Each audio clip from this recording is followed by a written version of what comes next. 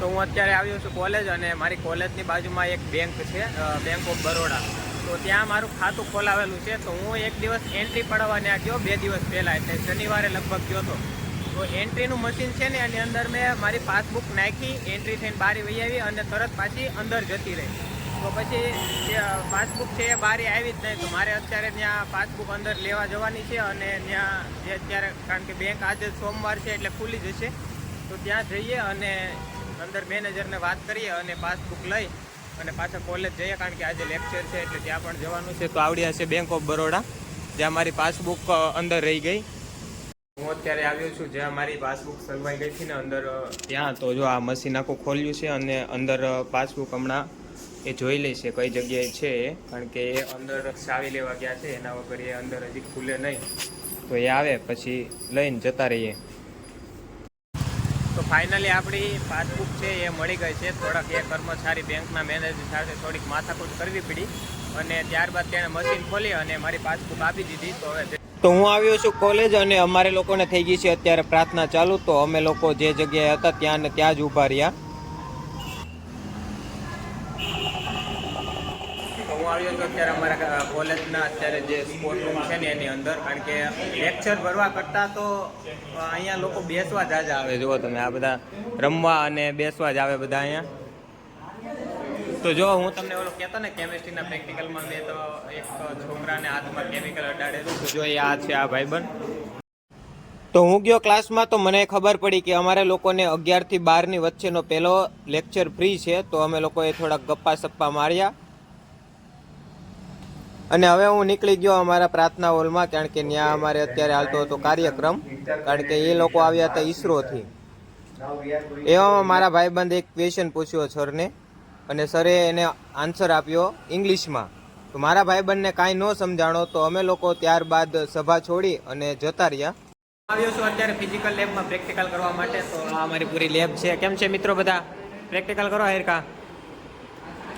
તો આ છે, આ પ્રેક્ટિકલનું નામ શું છે?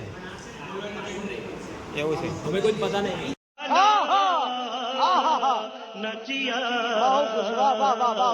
પતા નહીં, આવડા લોકોને કુછ પતા નહીં, પણ પ્રેક્ટિકલ કરવા માટે આવ્યા છે. કેમ છે રીતે મારું ને? ભાઈ બહુ જ શરમાય છે. પ્રેક્ટિકલ તો અમે પ્રેક્ટિકલ કરીએ છીએ અત્યારે, અને આ અમારા ગ્રુપવાળાએ આખો પ્રેક્ટિકલ પતાવી દીધો છે. આજે હેલો પ્રેક્ટિકલ હતો એટલે ઝડપથી પતી ગયો. આ ભાઈ થોડાક શરમાય છે, જુઓ તમે. રીધમભાઈ થોડાક શરમાય છે. કાંઈ નહીં, એની શરમ ઉડી જશે. અત્યારે આપણે પ્રેક્ટિકલ કરી લઈએ, કારણ કે આજે તો વહેલા પૂરો થઈ ગયો. નાનો પ્રેક્ટિકલ હતો એટલા માટે, કારણ કે જો આમાં થોડાક રીડિંગ લેવાના હતા. આમાં ડ્રોપ બાય ડ્રોપ નાખતું જવાનું, આ રીડિંગ લઈ લેવાનું, અને બધા રીડિંગ લઈ લીધા છે. બીજા બધા લોકોને મોટો પ્રેક્ટિકલ છે એટલે થોડીક વાર લાગશે.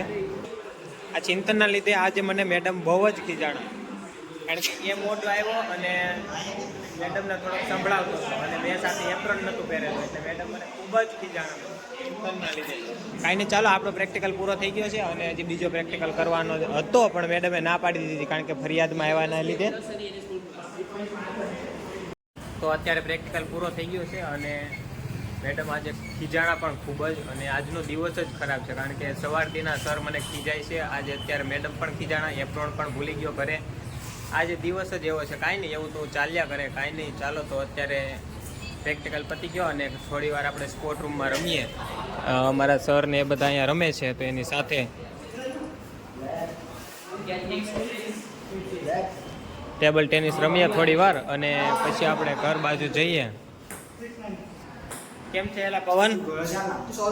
જગર શેના 100 રૂપિયા? તમે લોકો અહીંયા ગેમ રમતા હોય એનું કાંઈ નહીં. અમે બ્લોગ ઉતારવા આવીએ તો તમને નડે? હા, કાલે આવવાનું જ છે ને, ધ્યાન રાખજો ભાઈ. જો તારો. તો હું અત્યારે બેસી ગયો છું BRTS બસમાં, અને બહાર જોતા એમ લાગે છે કે ખૂબ જ ટ્રાફિક છે, એટલે આજે ઘરે પહોંચવામાં પણ મોડું થવાનું છે. તો અત્યારે હું જાઉં છું ગેરેજ બાજુ, કારણ કે અત્યારે સાંજ પડી ગઈ, કારણ કે બસમાં જ ટાઈમ જતો રહે 2 થી 2.5 કલાક. તો હવે હું ગેરેજ બાજુ જાઉં, અને ત્યાંથી થોડોક સામાન લેવાનું છે, તો ત્યાંથી જઈ અને મારા વડબાપુને ત્યાં જાઉં. હું આવ્યો છું અત્યારે ગેરેજ, અને આજ પહેલી વાર ગેરેજ આખું ખાલી છે.